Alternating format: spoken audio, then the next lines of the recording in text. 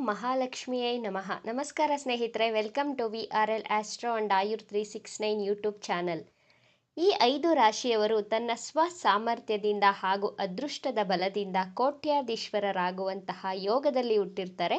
ಅಥವಾ ಈ ರಾಶಿಯವರು ಹುಟ್ಟಿದಾಗ ಅವರ ಕುಟುಂಬದಲ್ಲಿ ಬಡತನ ಇದ್ದರೂ ಸಹ ತನ್ನ ಹಠ ಛಲ ಸತತ ಪ್ರಯತ್ನದಿಂದಲೇ ದುಡಿದು ಶ್ರೀಮಂತರಾಗುವಂತಹ ಟಾಪ್ 5 ರಾಶಿಗಳು ಯಾವುವು ಎಂಬಂತಹ ಸೂಪರ್ ಇಂಟ್ರೆಸ್ಟಿಂಗ್ ವಿಚಾರಗಳನ್ನು ಈ ವಿಡಿಯೋದಲ್ಲಿ ತಿಳಿಸ್ಕೊಡ್ಲಿದ್ದೇನೆ. ಕಾಲಪುರುಷನ ಕುಂಡಲಿಯಲ್ಲಿ 12 ರಾಶಿಗಳಿವೆ. ಈ 12 ರಾಶಿಯಲ್ಲಿ ಜನಿಸಿದವರ ವ್ಯಕ್ತಿತ್ವ, ಗುಣ ಸ್ವಭಾವ, ಲೈಫ್ ಸ್ಟೈಲ್, ಅವರು ಯೋಚಿಸುವಂತಹ ರೀತಿ, ಅವರ ಬುದ್ಧಿ, ಅವರ ಚಾಕಚಕ್ಯತೆ ಒಬ್ಬರಿಗಿಂತ ಒಬ್ಬರು ವಿಭಿನ್ನವಾಗಿರ್ತಾರೆ.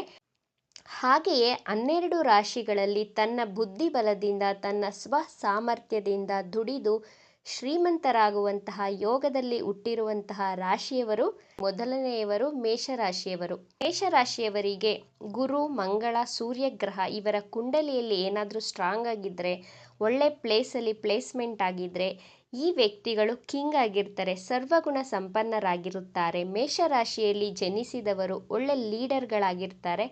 ಒಳ್ಳೆ ನಾಯಕತ್ವದ ಗುಣ ಇವರಲ್ಲಿ ಕಾಣಬಹುದು. ಒಂದು ಟೀಮನ್ನು ಹೇಗೆ ಮುನ್ನಡೆಸಬೇಕು ಎನ್ನುವಂತಹ ವಿಚಾರದಲ್ಲಿ ಎಕ್ಸ್ಪರ್ಟ್ ಆಗಿರ್ತಾರೆ. ಆರ್ಮಿ, ಏರ್ ಫೋರ್ಸ್, ಪೊಲೀಸ್, ಒಳ್ಳೆ ಗಾಯಕರಾಗಿರ್ತಾರೆ, ಒಳ್ಳೆ ರಾಜಕಾರಣಿಗಳಾಗಿರ್ತಾರೆ. ಇವರಿಗೆ ಯಾವುದೇ ರೀತಿಯ ಟಾಸ್ಕ್ಗಳನ್ನು ಕೊಟ್ಟರೂ ಸಹ ಸಮಯಕ್ಕಿಂತ ಮೊದಲೇ ಆ ಟಾಸ್ಕನ್ನು ಮಾಡಿ ಮುಗಿಸುವಂತಹ ಚಾಕಚಕ್ಯತೆ ಉಳ್ಳವರಾಗಿರ್ತಾರೆ. ಇವರ ಧರ್ಮಪತ್ನಿ ಅಥವಾ ಪತಿ ಬಹಳ ಭಾಗ್ಯಶಾಲಿ ಅಂತಲೇ ಹೇಳ್ಬಹುದು. ಆಫೀಸಲ್ಲಿ ಮೇಷರಾಶಿಯಂತಹ ಎಂಪ್ಲಾಯೀಸನ್ನೇ ಹುಡುಕ್ತಾ ಇರ್ತಾರೆ. ಯಾಕಂದರೆ ಇವರು ಸಮಯಕ್ಕಿಂತ ಮೊದಲೇ ಕೊಟ್ಟಂತಹ ಕೆಲಸವನ್ನು ಮುಗಿಸುವಂತಹ ವ್ಯಕ್ತಿಗಳು ಮತ್ತು ಡಿಸಿಪ್ಲಿನ್ ಆಗಿರ್ತಾರೆ ತುಂಬ ಮೇಷರಾಶಿಯವರು. ಈ ಕಾರಣದಿಂದ ಮೇಷರಾಶಿಯವರು ಬಹಳ ಚತುರರು ಮತ್ತು ಬುದ್ಧಿವಂತರಾಗಿರ್ತಾರೆ. ಎಂತಹದೇ ಕಷ್ಟಕ್ಕೂ ಹೆದರದೆ ಮುನ್ನುಗ್ಗುವಂತಹ ಇವರ ಆತ್ಮಸ್ಥೈರ್ಯದಿಂದಲೇ ಶ್ರೀಮಂತರಾಗ್ತಾರೆ ಅಂತ ಹೇಳಬಹುದು. ಇವರು ಎರಡನೇ ಶ್ರೀಮಂತ ರಾಶಿಯವರು ಸಿಂಹರಾಶಿಯವರು. ಸಿಂಹರಾಶಿಯ ಅಧಿಪತಿ ಸೂರ್ಯಗ್ರಹ. ಸಿಂಹರಾಶಿಯವರು ಬಹಳ ಒಳ್ಳೆ ಆರ್ಟಿಸ್ಟ್. ಕೆಲಸ ಮಾಡುವ ವಿಚಾರದಲ್ಲಿ ಹಗಲು ರಾತ್ರಿ ಎನ್ನದೆ ಬಹಳ ಎಫರ್ಟನ್ನು ಹಾಕ್ತಾನೆ ಇರ್ತಾರೆ. ರಾಜನ ರಾಶಿಯಾದಂತಹ ಸಿಂಹರಾಶಿಯವರು ರಾಜನಂತೆ ಲೈಫನ್ನು ಲೀಡ್ ಮಾಡೋದಕ್ಕೆ ಇಷ್ಟಪಡುವ ಕಾರಣದಿಂದ ಎಂತಹ ಸಂದರ್ಭಕ್ಕೂ ಹೆದರದೆ ತನ್ನ ಸತತ ಪ್ರಯತ್ನದಿಂದ ದುಡಿದು ಶ್ರೀಮಂತರಾಗ್ತಾರೆ. ಸಿಂಹರಾಶಿಯವರು ಬೇರೆಯವರ ಕೈ ಕೆಳಗಡೆ, ಬೇರೆಯವರ ಅಧೀನದಲ್ಲಿ ಕೆಲಸ ಮಾಡಲು ಇಷ್ಟಪಡುವುದಿಲ್ಲ. ಬಹಳ ಸ್ವಾಭಿಮಾನಿಗಳಾಗಿರ್ತಾರೆ. ಬದಲಿಗೆ ಓನ್ ಬಿಸ್ನೆಸ್ ಮಾಡುವಲ್ಲಿ ಹೆಚ್ಚು ಆಸಕ್ತಿ ಉಳ್ಳವರಾಗಿರ್ತಾರೆ. ಇದೇ ಕಾರಣದಿಂದ ಇವರು ಹೆಚ್ಚು ಬಿಸ್ನೆಸ್ ಮಾಡ್ತಾ ಇರ್ತಾರೆ. ಅದರಲ್ಲಿ ಹೆಚ್ಚು ಲಾಭವನ್ನು ಪಡೀತಾರೆ.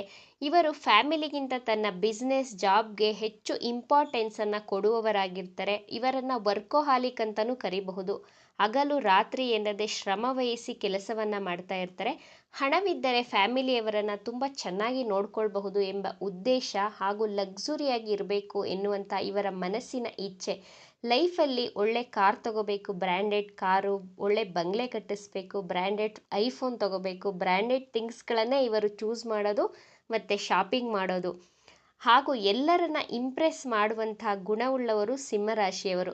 ಇವರು ಬಡವರ ಮನೆಯಲ್ಲಿ ಹುಟ್ಟಿದ್ದರೂ ಸಹ ತನ್ನ ಬುದ್ಧಿಬಲದಿಂದ ಸ್ವ ಸಾಮರ್ಥ್ಯದಿಂದ ದುಡಿದು ಒಳ್ಳೆ ನೇಮ್ ಆ್ಯಂಡ್ ಫೇಮ್, ಹೆಸರು, ಕೀರ್ತಿ, ಹಣ, ಐಶ್ವರ್ಯ ಪ್ರತಿಯೊಂದನ್ನು ಸಂಗ್ರಹಿಸುತ್ತಾರೆ.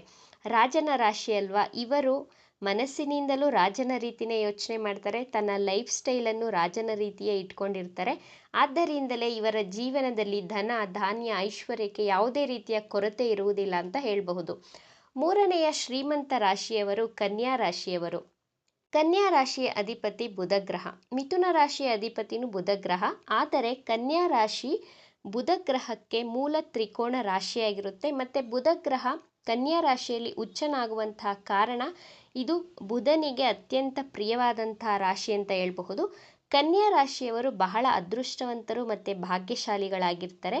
ಇವರು ಬಹಳ ಬುದ್ಧಿವಂತರು, ಮ್ಯಾನೇಜ್ಮೆಂಟ್ ಸ್ಕಿಲ್ ಉಳ್ಳವರು. ಯಾವುದೇ ರೀತಿಯ ಮ್ಯಾನೇಜ್ಮೆಂಟ್ ಕೆಲಸಗಳನ್ನು ಇವರಿಗೆ ವಹಿಸಿದ್ದರೆ ಬಹಳ ಚೆನ್ನಾಗಿ ನಿಭಾಯಿಸ್ತಾರೆ.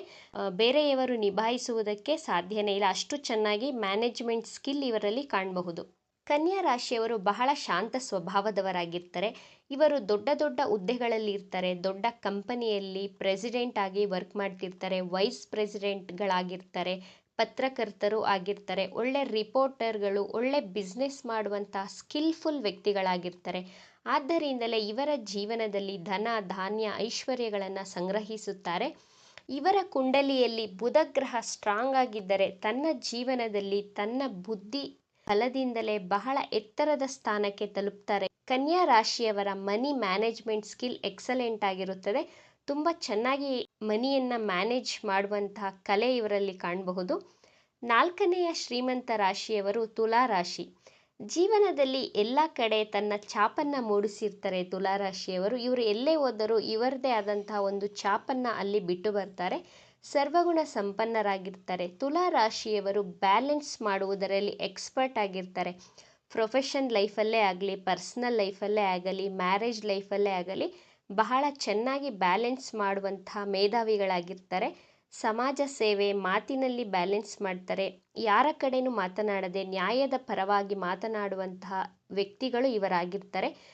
ಧನಲಕ್ಷ್ಮಿಯ ಕೃಪೆ ಇವರಿಗೆ ವಿಶೇಷವಾಗಿರುತ್ತದೆ. ಶನಿ ಗ್ರಹಕ್ಕೆ ಅತ್ಯಂತ ಪ್ರಿಯವಾದಂತಹ ರಾಶಿ ತುಲಾ ರಾಶಿ. ಇವರ ಕುಂಡಲಿಯಲ್ಲಿ ಶನಿ ಗ್ರಹ ಕೇಂದ್ರ ಅಥವಾ ತ್ರಿಕೋಣ ಸ್ಥಾನದಲ್ಲಿ ಸ್ಟ್ರಾಂಗ್ ಆಗಿ ಪ್ಲೇಸ್ಮೆಂಟ್ ಆಗಿದ್ದರೆ ಇವರು ತನ್ನ ಜೀವನದಲ್ಲಿ ಹೆಚ್ಚು ಹಣ ಐಶ್ವರ್ಯಗಳನ್ನು ಸಂಗ್ರಹಿಸುತ್ತಾ ಹೋಗ್ತಾರೆ. ಹೆಚ್ಚು ಶ್ರೀಮಂತರಾಗುವಂತಹ ಯೋಗದಲ್ಲಿ ಹುಟ್ಟಿರ್ತಾರೆ. ಗ್ಲಾಮರ್ ಲೋಕದಲ್ಲೂ ಸಹ ಅತಿ ಹೆಚ್ಚು ಸಕ್ಸಸ್ಸನ್ನು ಪಡೆಯುವವರು ತುಲಾರಾಶಿಯವರಾಗಿರ್ತಾರೆ. ತನ್ನ ಮಾತಿನಿಂದಲೇ ಎಲ್ಲರನ್ನ ತನ್ನ ಕಡೆ ಆಕರ್ಷಿಸುವಂತಹ ವ್ಯಕ್ತಿಗಳು ಇವರು. 5ನೇ ಶ್ರೀಮಂತ ರಾಶಿಯವರು ಕುಂಭರಾಶಿಯವರು.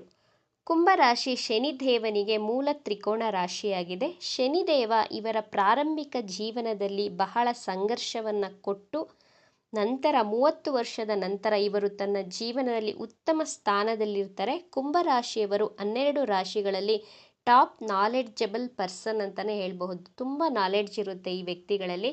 ಇವರ ಜ್ಞಾನಕ್ಕೆ ಇವರೇ ಸರಿಸಾಟಿ. ತನ್ನ ಜ್ಞಾನದಿಂದಲೇ ಬಹಳ ಎತ್ತರದ ಮಟ್ಟಕ್ಕೆ ತಲುಪ್ತಾರೆ ಇವರು. ಆದರೆ ಇವರಿಗೆ ಹಣದ ಅವಶ್ಯಕತೆ ಬಂದಾಗ ಎಲ್ಲಿಂದಲಾದರೂ ಇವರಿಗೆ ಹಣ ಬಂದು ಕೈ ಸೇರುತ್ತದೆ. ಈ ವಿಚಾರದಲ್ಲಿ ಕುಂಭರಾಶಿಯವರು ಬಹಳ ಅದೃಷ್ಟವಂತರಾಗಿರ್ತಾರೆ. ಎಂತಹ ಕೆಟ್ಟ ಪರಿಸ್ಥಿತಿಯಲ್ಲಿ ಏನಪ್ಪ ಮಾಡೋದು, ನನ್ನ ಕೈಲಿ ಇವತ್ತು ಹಣ ಇಲ್ಲ ಅನ್ನೋ ಹಾಗಿಲ್ಲ, ಯಾರಾದರೂ ತಂದು ಹಣವನ್ನು ಕೊಡ್ತಾರೆ. ಅಷ್ಟು ಅದೃಷ್ಟವಂತರಾಗಿರ್ತಾರೆ ಕುಂಭರಾಶಿಯವರು. ಬಹಳ ಸ್ಮಾರ್ಟಾಗಿ ಥಿಂಕ್ ಮಾಡ್ತಾರೆ ಇವರು. ತುಂಬ ಸ್ಮಾರ್ಟಾಗಿ ಯೋಚನೆ ಮಾಡ್ತಾರೆ. ಲೈಫಲ್ಲಿ ಏನೇ ಬಂದರೂ ತಲೆ ಕೆಡಿಸ್ಕೊಳ್ಳೋದಿಲ್ಲ. ಬಹಳ ಲೈಫನ್ನು ಈಸಿಯಾಗಿ ತಗೊಂಡು ಮುಂದೆ ಸಾಗ್ತಾರೆ. ಆದರೆ ಶನಿದೇವ ಈ ರಾಶಿಯವರಿಗೆ ಹಾರ್ಡ್ ವರ್ಕ್ ಮಾಡಿದ್ರೇ ಸಕ್ಸಸ್ ಕೊಡ್ತಾರೆ. ಕುಂಭರಾಶಿಯವರು ಬಡವರ ಕುಟುಂಬದಲ್ಲಿಯೂ ಜನಿಸಿದ್ದರೂ ಸಹ ತನ್ನ ಸ್ವಸಾಮರ್ಥ್ಯದಿಂದ ಶನಿದೇವನ ವಿಶೇಷ ಆಶೀರ್ವಾದದಿಂದ ದುಡಿದು ಶ್ರೀಮಂತರಾಗುವ ಯೋಗದಲ್ಲಿ ಹುಟ್ಟಿರ್ತಾರೆ. ದೊಡ್ಡ ದೊಡ್ಡ ಸಾಧಕರು ಜ್ಞಾನಿಗಳು ಹುಟ್ಟಿರುವುದು ಕುಂಭರಾಶಿಯಲ್ಲಿಯೇ. ಇವಿಷ್ಟು ವಿಚಾರಗಳು ನಿಮಗೆ ಇಷ್ಟ ಆಗಿದೆ ಅಂತ ಭಾವಿಸ್ತೇನೆ. ಇಷ್ಟ ಆಗಿದ್ದರೆ ನಮ್ಮ ಚಾನಲನ್ನು ತಪ್ಪದೇ ಸಬ್ಸ್ಕ್ರೈಬ್ ಮಾಡ್ಕೊಳ್ಳಿ. ಈ ವಿಡಿಯೋಗೆ ಒಂದು ಲೈಕ್ ಕೊಡೋದನ್ನು ಮರಿಬೇಡಿ. ಈ ವಿಡಿಯೋವನ್ನು ನಿಮ್ಮ ಫ್ರೆಂಡ್ಸ್ ಆ್ಯಂಡ್ ಫ್ಯಾಮಿಲಿ ಗ್ರೂಪಲ್ಲಿ ಹೆಚ್ಚು ಶೇರ್ ಮಾಡಿ. ನಿಮ್ಮ ಅಭಿಪ್ರಾಯಗಳನ್ನು ತಪ್ಪದೇ ಕಮೆಂಟ್ ಮಾಡಿ. Thank you friends.